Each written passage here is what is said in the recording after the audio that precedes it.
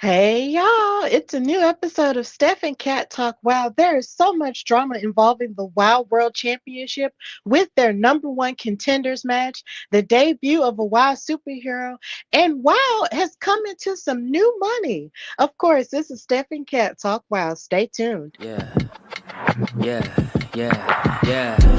Making her way to the mic. They start dimming the lights. You start feeling alright. From Birmingham, home of the Teddy Longs and the Ruben Studders. More once you discover. For all of the lovers, Whitney Houston and Roman Reigns. For all of the lovers, and Mickey James and Marvin Gaye. For all of the lovers, and Sasha Banks, Janelle Monáe, Silk, Sonic, and Paige. Allow me to say, look, I just found a place, sweet escape. Every one of us, I was kinda late, so I just made it off the struggle bus. Walking by the fate, cause I know it's right in front of us. Yo, I ain't with the hate, gotta focus on what's great. Ladies and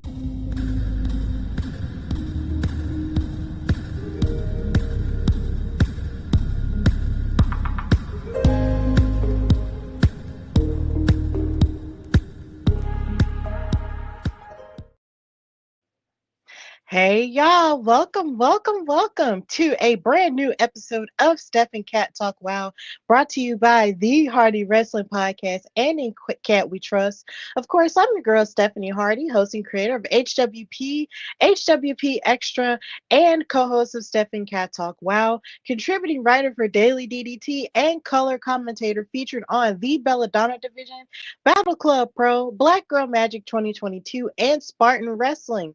Now, sadly, I am alone tonight because Katrina is going through some internet issues, connection issues.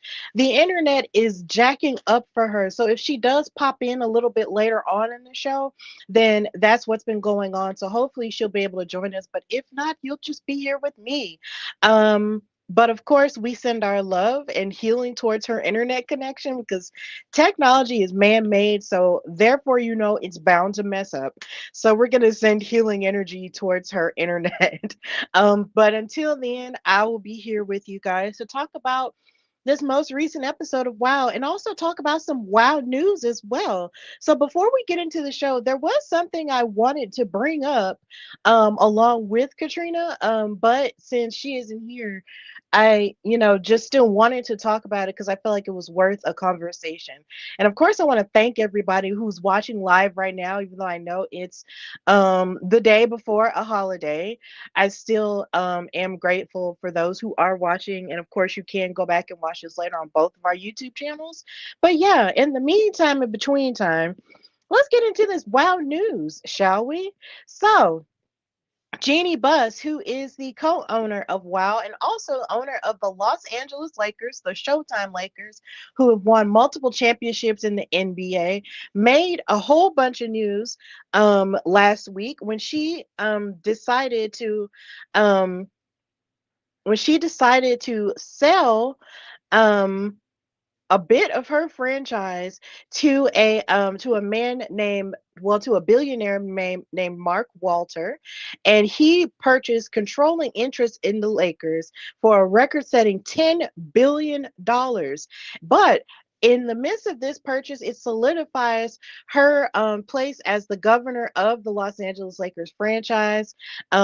This was a statement that was released by the family. It says that the plan is for Jeannie Buss to remain in position for years, according to sources familiar with the agreement. The release also says that the sale is expected to close in the third or fourth quarter of 2025, pending NBA approval, and that they are deeply honored to have looked over this incredible organization for almost half a century.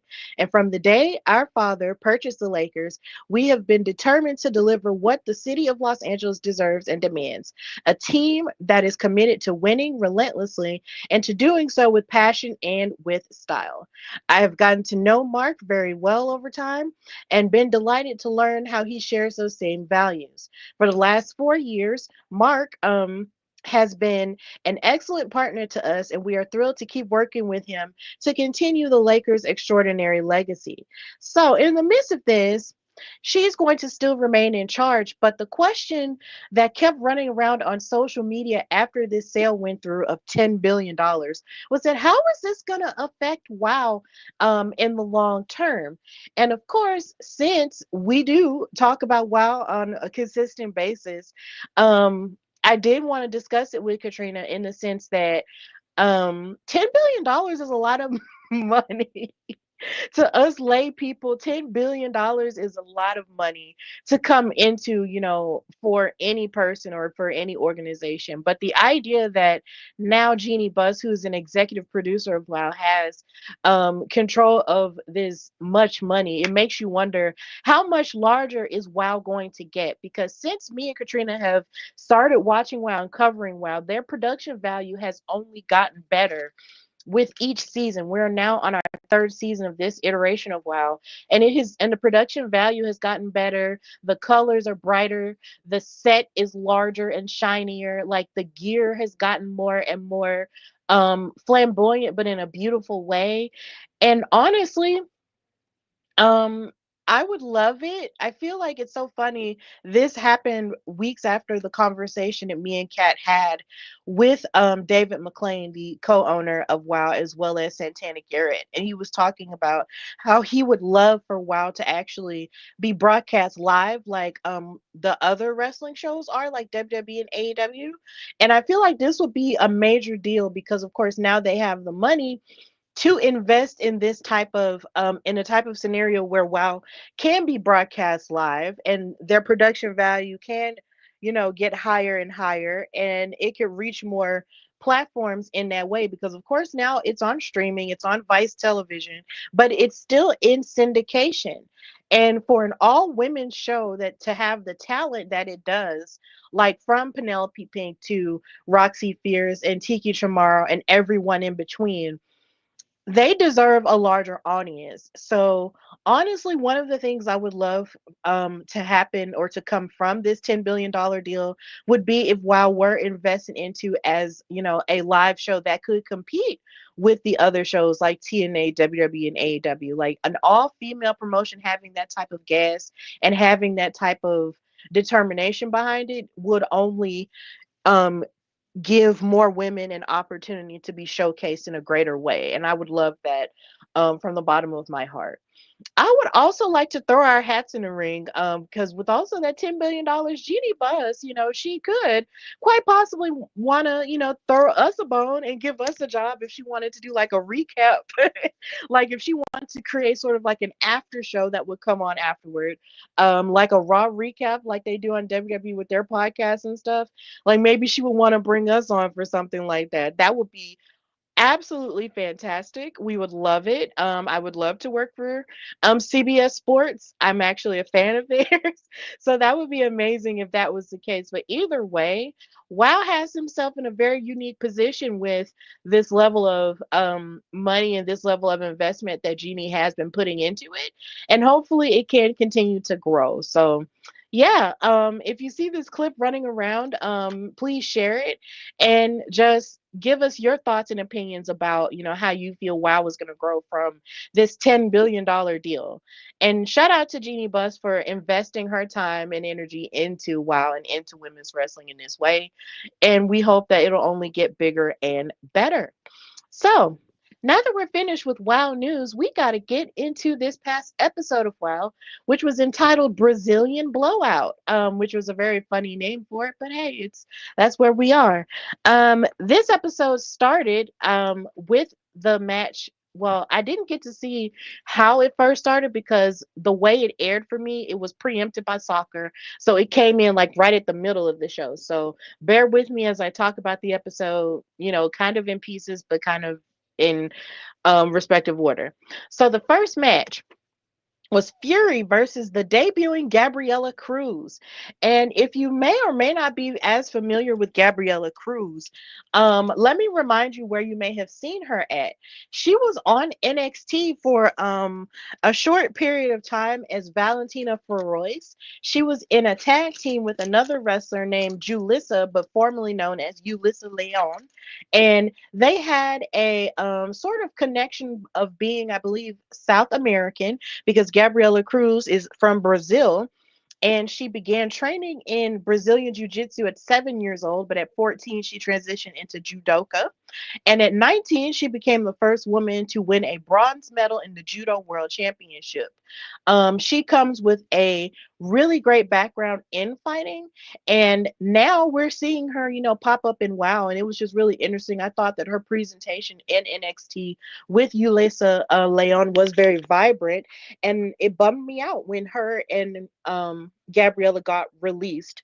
But that's just, I guess you could say, the name of the game. But we love seeing people land on their feet and wrestle in other places. And this is just what we see here in the form of Gabriella Cruz making her WoW debut in this episode against a WoW OG like Fury. Now, here lately, we have seen Fury participating in trios action with Heavy Metal Horror, with Chainsaw and Daisy Lane. But in the last 2 weeks, we've seen her in singles action. And in this match, she did a pretty good job. Both women actually were very hard hitting in this match. They traded side locks to each other. Gabriella started off with a triangle choke to Fury. Then she hit a hurricane, a face buster, and a waist lock to Fury. So towards the beginning of the match, Gabriella had the upper hand over Fury, but then Fury hit a back suplex and a rear chin lock and tossed Gabriella into the turnbuckles in order to get the upper hand. Then Gabriella tried to hit a schoolgirl roll up with a 2 count, and then Fury had hit a short clothesline for a 2 count. Then Fury was mashing her knee into Gabriella's neck, and then hit a running knee and her headbanger's ball onto the ropes, and then hit another knee to the face to get the upper hand onto Gabriella Cruz. And in the midst of this, Fury proceeded to choke to try to choke Gabriella, but then Gabriella fought back with judo arm throws and hit a drop kick and double knees and stomps and a northern light and a variant of a northern light suplex to get the upper hand. But she made a mistake by missing a knee strike and running into a backhand from Fury, who wound up winning the match. So Fury is still out here racking up wins in her singles career. But in the midst of this, you have Gabriella, who had a really outstanding debut here in this match. And then afterward, David took some time to talk to her, and she just looked forward to moving forward here at WoW. So this was a very outstanding match and a very outstanding debut. You kind of hate to see people lose their debut matches, but as far as debuts go, Gabriella Cruz did an amazing job. So yeah, this was really great. I enjoyed this match very much. Um, it was good to see Gabriella Cruz in this light, but it's very apparent that Fury is bussing her behind for these victories in order to go somewhere. We're not entirely sure what direction she's going in because, like I said, she was in the trios and now she's more so in the singles. So I guess we have to keep watching to see where she's going to go with that. But either way, it was a pretty dominant win with an OG getting the upper hand over a new girl. But either way, Gabriella did an amazing job. So big ups to her in her debut. So moving on into the rest of the show, we get a trios match with the Alliance going up against the Mighty Mites and a mystery partner. Now, Adriana Gambino came out and she was on commentary with David and Nigel. And in the midst of the Mighty Mites being back together after Spice, took some time to take a break and also finish gaining her education and celebrating her degree. Congratulations to her for that. They got back together and found another partner. And surprisingly, it wasn't Keita Rush like it had been in the past. It was actually Holiday. Holiday was their mystery partner. And funny enough, I don't know, I'm pretty sure we may or may not have a picture of it, but as Holiday made her way to the ring, Reina actually lifted up her rosary beads and held up the cross against her because, of course, Holiday is one of those people who believe in darkness from another world or from the spirit realm. And she wasn't a fan of that, but I thought that was really funny. So in this trios match, you have in terms of the alliance, you had BK Rhythm, Gigi Gianni, and Reina Del Rey. Reina well, actually, not Raina. Spice was ready to fight immediately. Like she was ready to jump at the girls because, of course, it had been a minute since we seen her in action. Spice was running in all of the alliance, and Holiday was holding her back, trying to keep her from getting jumped. And funny enough, as Spice just kept trying to like pop off, her outfit and everything about her just reminds me of Big Red Gum. If you guys ever remembered that, I'm not even entirely sure if Big Red Gum is even still a thing anymore, but she just reminds me of Big Red Gum. And it's just really sweet while also being spicy at the same time, but you can still chew it and it's flavorful. Yeah, that's who she reminds me of. I know that sounds weird. But Holiday guided Spice, and then she started the match against Gigi Gianni. Um Spice grabbed the arms of Gigi and flipped her onto her butt, and then she gave flips and backflips and arm drags to Gigi with the ropes. It was really crazy to watch Gigi be so discombobulated from what Spice had going on, but that's what was happening. And Holiday and Spice proceeded to work together to splash into Gigi and to have a leg drop onto her as well. It was really cool to see Holiday sort of utilize her team members as weapons. But funny enough, on commentary, Adriana Gambino kept saying one in, one out. And when she kept saying one in, one out, it just made me upset. I was just like, first of all, so what you're saying is it's cool when you and your team cheat and have two people beating on each other at once, but it's not cool when the other team does it. It's cool when you do it and it's a problem when they do it. F you. Anyway, no disrespect, but that's just how the song goes. But regardless, that wasn't right. Then Holiday then gave Snake Eyes to BK Rhythm as she tagged in, and she used Sugar as a weapon. And then Sugar actually ran up BK and her stomach and blasted her in the chest, and then gave a scoop pin after a lucha arm drag for a 2 count. Basically, the Mighty Mites and the Mighty Mites and Holiday basically gave the Alliance a run for their money in the beginning of this match. But then Reina Del Rey tags in, and then Sugar kicked and blasted her in the face, but then Reina blocked a monkey flip and then hit her in the back. And then she actually did some bicep curls with she did bicep curls with Sugar, tagged in Gigi, and then chopped Sugar and gave her a side suplex. But then Holiday broke up the count. The chemistry was definitely on high energy and high display when it came to the Mighty Mites and Holiday. But in the end, Reina Del Rey wound up throwing Holiday over the top rope, and Spice got hit with a culture clash by Gigi, BK, and Reina Del Rey, and the Alliance wound up winning the match. Now, this bummed me out a little bit because this was the first time we were seeing the Mighty Mites fight together as a tag team in a minute, and for them to, have that chemistry with someone like Holiday, who really was new to tagging with them, it was really refreshing. But to see them lose just really made me sad. I was like, oh man. But what I will say is this: the Mighty Mites were highly impressive throughout this entire match, even drop kicking BK, Reina Del Rey, and Gigi as they were doing their album cover. Like they were just fast paced, boom, boom, boom the entire time. And they're a tag team I never get tired of watching. So at some point, I'm going to need for them to actually have a tag team title opportunity because they are just really fire. Um, they just need to keep their wits about them just a tad bit better. And if they just fine tune that, then we could have some new tag team champions. But of course, the Miami Sweet Heat um is coming after Penelope Pink and Holly Swag when it comes to that. But either way, this was a really fun match to watch. And and talking about the tag team division, I do need to discuss everything that was said in the midst of Miami Sweet Heat and Penelope Pink and Holly Swag. So, the twins did cut a promo and talk about how they fought, fair and square in their last tag team match, but then talked about how Holly and Penelope proceeded to cheat and use the sock of rocks anyway, even though they knew they were going to get fined in order to keep the titles. And so they said, look, y'all think y'all are bad, but we wrote the book on being bad. So since y'all want to use weapons, let's make this fair and square. And they challenged Penelope and Holly to a no disqualification hardcore match for the Wild Tag Team Championships. So in the midst of that, Penelope and Holly come out and respond. And Lana looks like she's very hesitant for this.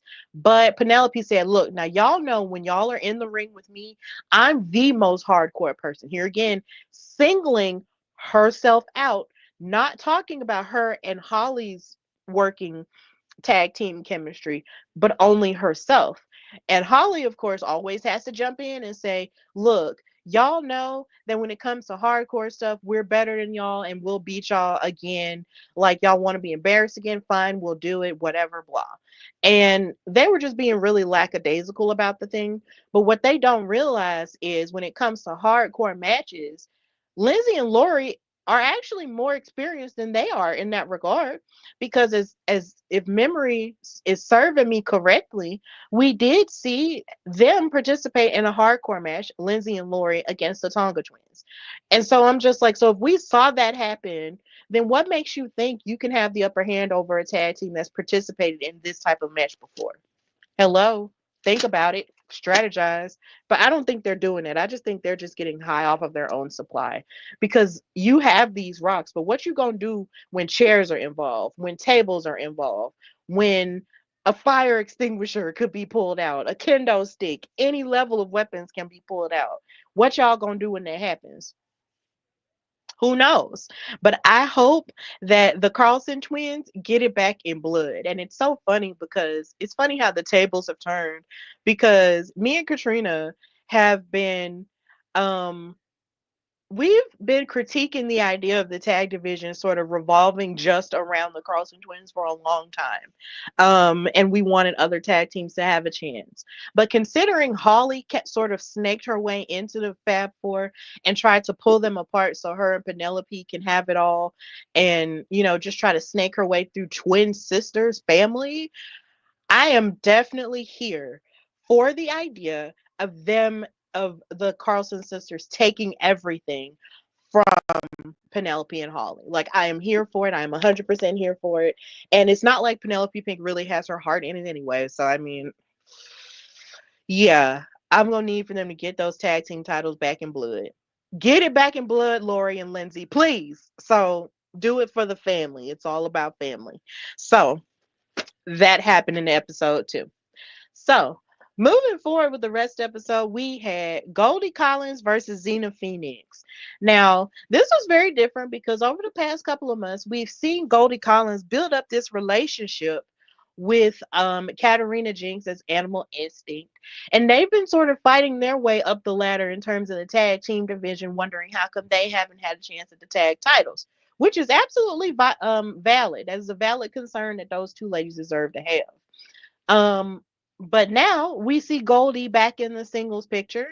And she addressed a little bit of this, before the match got started. She got on the microphone and said, "What a delight and a privilege to see me tonight. You may be wondering where my dear kitty cat is. And have no fear, we're still highly intertwined. But when I heard I was facing Xena Phoenix, I said, hey, take the night off. What makes us so good together is how strong we are on our own. So, dear Xena Phoenix, bring it. Give it your best. I'll clip your wings. I'm Goldie Collins, and I've got that dog in me." And I love it when people say that. I just love it. It's just like when people just say, "Oh, I got that dog in me." It just gives off the impression like, look, I really can lock in and pop off when I want to. So get ready. I just really like it. I know it came from football culture, but I just love how it's been sort of trickling its way through wrestling, even with Braun Breaker and so many other people, saying stuff like that. I just love it. So, yeah, she got that dog in her. Woo! Okay, I'm sorry, y'all. The dog puns are getting out of hand. So, this match gets started, and Xena and Goldie have different, both, they basically lock up, and Xena locked in some arm twists and scoops Goldie over her shoulder. And then she gave a drop toe hold to Goldie in an armbar attempt, but Goldie took refuge in the ropes to escape. Um, and yeah, hey Roderick, thank you for watching. He's saying I feel like Lola Vice should do a crossover to WoW. Look, I've been saying for months that NXT should do a crossover with WoW. I want WWE to get involved um with WoW so bad. Like even with Evolution coming up, it would have been awesome to see WoW girls get a chance to participate in something like that. But I don't know, what the ups and downs are with that. But either way, it would have been cool if that happened. But we did get a little bit of a crossover with Tormenta at Worlds Collide with AAA and WWE. So we might. So let's just hold on to that part and just continue to hold out hope for the rest of it. So, but thank you for that. Um, so in the midst of this, Goldie was getting herself together. Xena wrestled Goldie down and attempted a fireman's carry, but Goldie was very strategic in trying to kick her way out of Xena's grasp. She kicked Xena's stomach to escape, and then she hit a sidewalk slam and a kick for a 2 count. And then Goldie then kneed Xena's back and then tossed her into the ropes and hit a dog sitting Bronco Buster onto the ropes to Xena for a 2 count. Then Xena fought to escape Goldie's clutches in the midst of all of this happening and threw Goldie around with an arm drag series, but then Goldie then kneed and gave a powerful suplex to Xena Phoenix, which kind of just changed the trajectory of everything. In this match. And then Goldie tried to lift Xena, and she got a little bit cocky as she was lifting her up, showing off a little bit of her strength. And then Xena slipped down and then locked in the armbar, and Goldie wound up tapping out. And Xena Phoenix won the match. And on commentary, they were talking a lot about just how impressive Xena's record has been in terms of her singles competition. I believe they last said she was 8-5, so I believe this would make her maybe 9-5 or 10-5. But either way, she's been really impressive since she's made her WoW debut. And she was somebody I really like touted along with Roxy Fierce with who could be, another WoW World Champion this year or within the next 2 years or whatever. So Miss Ma'am has been kicking all kinds of butt, and she shows that she has the drive and the passion and the heart to represent WoW in an amazing way and represent her family too, because she's from Albania and stuff. So this was a really good match. Goldie didn't come to play either. She proved that she could stand on her own as well outside of, her tag team with Katarina Jinx. But Xena was the top girl here, and she's just going to continue to rise more and more. So we love to see it. We love to see girls rising to the occasion. So before we get to our main event, we did get a promo from our WoW Trios champions, top tier. They came to the ring, and strangely enough, they were being all dramatic by hobbling to the ring with crutches. And then as they hobbled to the ring, David was like, I didn't hear anything about them being injured. What's going on here? But then once they got off of the crutches, they started laughing, saying, ha, ha, ha, ha, ha, ha, ha. They're being real diabolical. And so they proceeded to diss the ladies that they injured in action, like Ashley Blaze and Tara Strike of the Dojo Defenders. And Coach got on the microphone and said that she was calling a safety meeting. And she shared two of her coach safety tips. One of them being 302. Always be aware of your surroundings because you just never know who will jump up and try to attack you. So please be aware of your surroundings. And number 804. Think twice about stepping in the ring with top tier. And then she started to get really, really sinister and dark by saying, tragedy comes in threes. And they mentioned Ashley Blaze and Tara Strike by name, but then they mentioned that they might be looking for a third girl to attack because of the tragedy comes in threes things. And then she said, we're looking for a third girl to hurt because not only are we the best team in all of professional wrestling, we are the most dangerous team in professional wrestling. And if you don't take your health seriously, we will take it seriously for you. And they did this really evil, diabolical laugh, like, it was crazy. It was really crazy. And I'm just like, why would they? I'm sick of them. I'm just really sick of them. Like, I'm just really, really getting sick of top tier just being evil and just being mean all the time. And not only are they being evil and mean, it's just like now it's like they're targeting people specifically to fight and beat up on. And it's just like, bruh, why? It's like you're already the champions. You guys already have great chemistry and you already work hard at being, top tier athletes. What more do you need to prove by hurting so many people, by hurting all these girls? And it just seems like they just get like a sick joy out of it.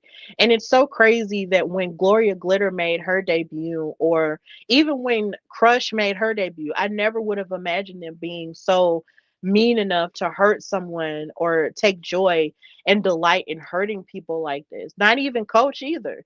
But it looks like they've now all the power of them being champions and being top athletes has gone to their head, and it's polluted them. It's really like corrupted them in a way that can't nobody really fix, and it just makes me sad. Like, it just really makes me sad, and it just makes me wonder who can dethrone these women when they're being this diabolical. What is the solution? I don't know. It's really crazy, but this is where we're at. This is top tiers world, and we're just living in it. Like, it's sucky, and you hate to see it, but that's where we're at. So, in the midst of this, we have reached our main event, which was a fatal four-way number one contenders match for the Wild World Championship, with Princess Aussie going up against Tormenta, Paola, the Colombian Goat Mayfield, and Genesis. Now, in the midst of this, Abilene Maverick was on commentary with David and Nigel, and they were not looking forward to it because throughout this match, um, Abilene made it her business to talk about how much she loved her girl Paola, and she kept saying Paola the entire time, Paola, Paola, Paola, over and over again, and they hated it. And they kept asking throughout the episode you know, who people thought was going to win this fatal four-way match. And I believe at one point, one person said they thought that maybe Genesis was going to win. Um, I'll tell you who I thought was going to win. I was here for Princess Aussie winning because she just has not had another opportunity like this in a minute, and I would have loved it if she had won and dethroned the class master. But as we continue to talk about this match, that's not how everything turned out. Um, this was a very hard hitting match. It was a lot going on. At the start of the match, you had Genesis and Paola try to gang up on Tormenta and Princess Aussie, but then they actually wind up hitting them with double drop kicks. And because Princess Aussie and Tormenta had been working in the tag team division for the past couple of weeks or months per se, they sort of showed a mutual respect for each other before they decided to fight. And so as they were fighting each other, it was a really good one-on-one until Genesis and Paola got back in the thick of things, threw Princess Aussie out, and proceeded to gang up on Tormenta more and more. But then Tormenta hit double knees and an arm drag to Paola, and then Paola hit this really impressive X Factor to Paola, and then also did the same thing to Princess Aussie as she got back in the thick of things. Um, and as Paola had a cover onto Princess Aussie, Genesis wound up pulling her off of her, and Paola was looking at her like she was crazy, like, you ruined my chance, you ruined my chance. And I'm just looking like, girl, there are no friends in a fatal four-way match. Like, relax. And in the midst of this, it was just a lot of fighting going on. Genesis and Paola actually got into it, due to their cover breaks. Tormenta slammed and moonsaulted Genesis onto the floor. It was crazy. She was just out to prove a point. Tormenta was out here to destroy everyone. Then Princess Aussie hit a suicide dive onto Genesis, and then Paola jumped off of the top rope and splashed onto all of the women. And then Abilene left commentary to check on Paola to see if she was doing okay, but then she left her and went back to ringside and didn't go back to commentary. And I'm pretty sure David and Nigel were okay with that. Then, in the midst of everybody getting their licks in back in the ring, Genesis gets a cutter from down under from Princess Aussie. Paola DDT'd Princess Aussie and she fell out of the ring. And then Tormenta hit the craziest Meteora I had ever seen to Paola. It was nuts. It was probably one of the craziest meteors I've ever seen. And I've seen Mercedes Monet wrestle tons of matches where she's hitting crazy meteors. But oh my God, Tormenta went nuts in this match, hit the craziest meteor to Paola, and covered her for the 1, 2, 3. And she became the number one contender for the Wild World Championship, which means that somewhere down the line, she will challenge the Classmaster. And I love this for her. I love this for her because she showed her complete behind in this match. She did so good. So, so, so, so good. Because something in the midst of all of her, her losing streak that she's had in singles competition and in tag teams competition, we forget that Miss Ma'am is an OG luchadora, okay? She be out here fighting for real, for real. And that's not to say the other girls don't, but she be out here fighting for real, putting in that work in WoW and in AAA. And y'all saw her perform on Worlds Collide. So the idea of her getting this opportunity, I was so happy about it because I was just like, she did a phenomenal job in this match. And her and Classmaster might really, it really could be a clash of the Titans. And if Tormenta winds up dethroning her, I will be so, so happy. Plus, I was happy that she covered Paola because Paola was the one who screwed Santana Garrett out of her opportunity at the championship, that she really could have won had she not interfered in it, which was just so dumb. Like, girl, why did you do that? So Paola got her karma coming to her because of it. She's not number one contender. So now Tormenta has her chance. And I hope Paola stays out of Tormenta's business when it comes to it. So yeah, I am so pumped for Tormenta. I hope that she fights tooth and nail to get that title off of the Classmaster. And I hope that she finds a way to outsmart Samantha Smart in the midst of everything. I'm just really pumped about it. And that was the end of the episode. So, of course, in this weekend's episode, because they are still airing as far as I know, we will see that no DQ hardcore match for the Wild Tag Team titles with Miami Sweet Heat, the Carlson twins, going up against Penelope Pink and Holly Swag. Um, and I'm pretty sure they'll announce more of their matches this weekend as it gets closer. But of course, we've reached the end of our time together. So, thank you guys so much for watching live. If you are watching live on any one of our platforms, thank you for that. And of course, you can watch this later on both of me and Katrina's YouTube channels, on the Hardy Wrestling Podcast channel with that logo that you see on the side in the corner, and also in Cat We Trust that you see in the corner. Follow Katrina at InCat We Trust with the E being a 3 everywhere you see her and support her in all her things. And also, continue to support me and all my things. You can follow me on Instagram and Twitter at Queen Steph Hardy. You can follow my show, The Hardy Wrestling Podcast, at Hardy Wrestling Podcast on Instagram and at Hardy WrestlePod on Twitter. You can, of course, subscribe to the YouTube channel. We are getting closer to 500 subscribers. So, subscribe, get those numbers up, share those clips every time you see them, and we will continue to and rise to the top. And read my articles on Daily DDT. I've written 23 articles for them, and I'm really proud of all of them. So please read my editorials. I might be working on another one right now, so please be on the lookout for that.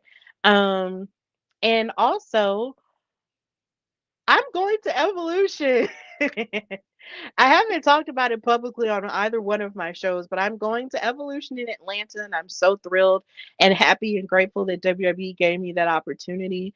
It is the joy of my life to talk about women's wrestling, as you guys see on this show, and have seen on other platforms, and to be a part of the rise of women's wrestling in these past couple of years has been nothing short of a blessing, even as an adult. Um, because the little me saw, a lot of the stuff that wasn't exactly the most favorable towards women in wrestling. So now to grow up and see these women, have these opportunities to kick all kinds of butt has been nothing short of a blessing. So getting to be a part of evolution in this way, I'm so excited to see this show and to be surrounded by it in a city that has given me lots of great moments in my life in and out of wrestling in so many ways. So yeah, I'm going to Evolution. So if you see any of those pictures and stuff, like them, share them, all of the above, and just continue to support me and my brand as we continue to expand and do things. So yeah, also know that you can support Wow Superheroes by following them at Wow Superheroes everywhere. Watch their videos or watch their episodes on their YouTube channel at Wow Superheroes, and of course buy their merchandise. Um, at wowe.com and also on Amazon as well. And just continue to support women's wrestling across the board, not just on the major promotions with television, but also from the bottom as well, and at independent shows as well, and then shows that don't get as a whole lot of attention. Support women's wrestling as a whole. And don't be weird to women at wrestling shows either, okay? Like, please don't, because women are humans just like you, and we like wrestling for all the same reasons that a man would too. So don't come at us with no weird stuff, because if you do, we will like bite back, okay? Like, stop being weird at wrestling shows. I gotta say that. So this has been Steph and Cat Talk Wild, brought to you by the Hardy Wrestling Podcast and in Cat We Trust.